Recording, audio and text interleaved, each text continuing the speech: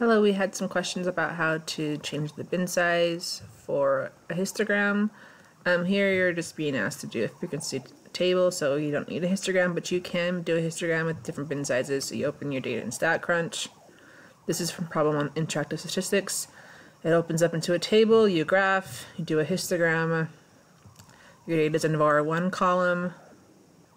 You start at 30,000 because that's what the problem asked for it, with the width of 6,000, and I'm going to overlay the value above the bar.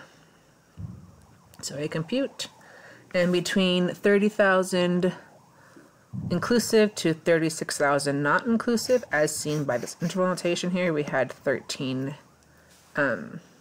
individuals.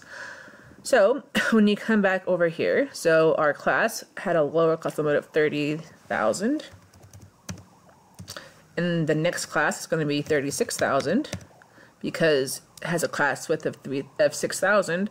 So this goes to 35,999, and it had a frequency of 13. You continue doing that for the other options, and you can do it.